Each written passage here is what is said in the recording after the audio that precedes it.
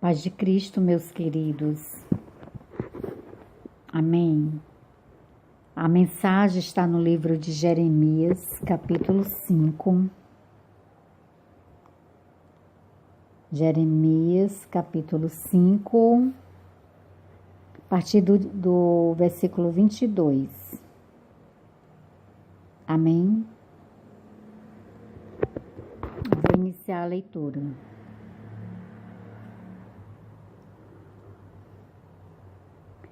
Não me temereis a mim, diz o Senhor. Não temereis diante de mim, que pus a areia por limite ao mar, por ordenança eterna, que ele não traspassará? Ainda que se levantem as suas ondas, não prevalecerão, ainda que bramem, não a traspassarão.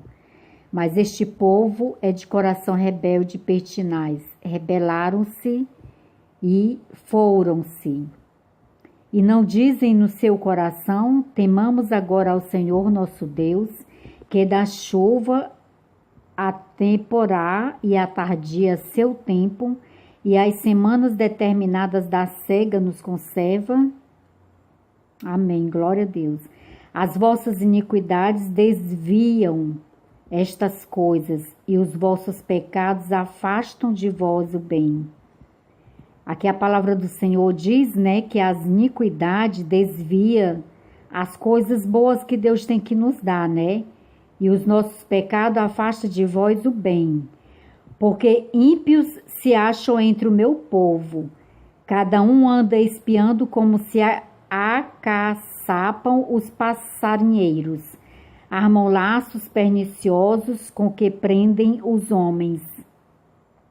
Meu querido, porque ímpios se acham entre o meu povo. Esses ímpios aqui, que esta palavra está falando, são as pessoas que pregam o evangelho, os fariseus atuais, que brincam com a palavra do Senhor. Se nós fôssemos ver os bastidores dessas igrejas grandes, a gente ia sair correndo de nojo, ia ter desejo de vomitar. Imagina Deus. O versículo 27 diz assim: como uma gaiola cheia de pássaros, são as suas casas cheias de engano. Por isso se engrandeceram e enriqueceram. Engordam-se, alisam-se e ultrapassam até os feitos dos malignos. Não julgam a causa dos órfãos, para que eles prosperem, nem julgam o direito dos necessitados. Não castigaria eu estas coisas, diz o Senhor. Não se vingaria minha alma de uma nação como esta? Meu querido, essa nação, a nação como esta que o Senhor está falando, é deste povo que se diz que é povo de Deus, que são os líderes, muitos líderes evangélicos estão se encaixando nesta palavra. Muitos fazendo a obra só com interesse de dinheiro, com interesse de enganar o povo, está fazendo a obra como trabalho, está fazendo a obra só com o interesse, tá entendendo? De arrecadar dinheiro. Aqui, o Senhor diz no versículo 28 que eles engordam-se, Alisam-se, ultrapassam até os feitos dos malignos, O que eles fazem é pior do que os demônios fazem, diz a palavra de Deus. Não julgam a causa dos órfãos, para que eles prosperem.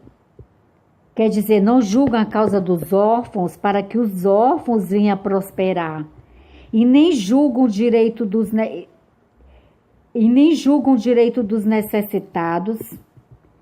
Aí o Senhor faz uma pergunta: não castigaria eu estas coisas? Isso no versículo 29. Diz o Senhor: não se vingaria a minha alma de uma nação como esta? Sim, meu querido. Vai chegar o momento que o Senhor vai se vingar de cada pessoa que faz assim. de cada pessoa que está no altar brincando com a palavra do Senhor, que está no altar só com o intuito de arrecadar dinheiro, com o propósito de roubar. Coisa espantosa e horrenda se anda fazendo na terra. O versículo 30 diz isso. O versículo 31. Os profetas profetizam falsamente e os sacerdotes dominam pelas mãos deles. E o meu povo assim o deseja, e que fareis no fim disto? Tudo isso é abominável ao Senhor. Isso é triste. Eu só estou aqui falando dessa palavra para você, porque eu sei que no meio a esta grande multidão que faz a obra de Deus só por dinheiro, tem aqueles que realmente amam a obra de Deus. Tem aqueles que realmente têm um chamado para fazer a obra do Senhor e que faz a obra por amor. Que está no altar, não está sugando o povo, comendo a lã, tá entendendo? E engordando. Porque o que a gente vê nas igrejas, principalmente as grandes igrejas, é isso. Quando eles conseguem ultrapassar o limite de médio para grande, se você olhar no YouTube sem querer, a gente olha. Porque às vezes uma mensagem dessa pode chegar lá, vizinho aos outros vídeos que a gente assiste, acompanha. O que tem de pastor fazendo isso no Brasil, e talvez até por aí na terra, o que tem de pastor brincando com a obra de Deus, olha, dá tristeza a falta de amor. As pessoas brincam com Deus, as pessoas brincam com a palavra de Deus, as pessoas brincam com o povo de Deus. Eu estou aqui porque eu tenho meu coração para agradar o Senhor.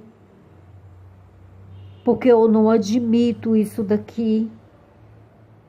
Quando a gente para ouvir tantas falcatruas de pastores, ex-pastores, pastores que saem das congregações e começam a contar os seus relatos das necessidades que passam, da forma que são tratados, os lugares sujos que eles são obrigados a morar. Sabe por que muitos aceitam isso, meu querido, minha querida? Porque amam a obra de Deus e vão fazer a obra por amor.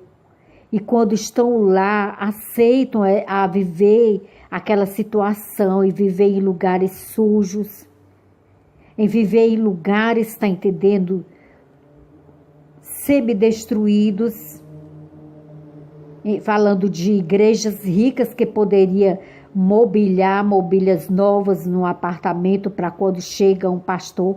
Meu querido, não é assim que Deus ensina. Se a gente olhar os livros do Novo Testamento, os apóstolos eram ensinados a honrar a todos os outros. Nós temos que honrar o homem de Deus e honrar a mulher de Deus. Como é que eu posso ser líder de um ministério grande e saber que os pastores desse ministério que está debaixo da minha guarda, da minha proteção, vão estar passando necessidade de alimento, não entrando rios, milhões de dinheiro para a igreja não paga um salário digno para um pastor ficar doente e não ter um plano de saúde, não ter um remédio, dinheiro para comprar remédio. E as orgias dentro das igrejas, por trás dos bastidores, meu querido. Porque se você vai no YouTube, é só o que você ouve relatos de pessoas que acabam se afastando quando descobrem essa realidade dentro das igrejas. Isso é muito triste. É muito triste. Os filhos desses pastores vão simplesmente crescer e não querer mais estar dentro de uma igreja. Primeiro a gente cuida dos de casa. Primeiro você, pastor, tem que cuidar das tuas ovelhas, dos teus líderes. Como é que tu engorda a ti, engorda a tua barriga, engorda a tua família, aquela minoria ao teu redor, e os outros vai passar fome, vai passar necessidade? Isso é inadmissível. Isso é inadmissível. Eu não tenho um ministério, eu não pretendo ter. Mas se o Senhor me desse, eu não pretendo. Eu estou dizendo só que uma hipótese.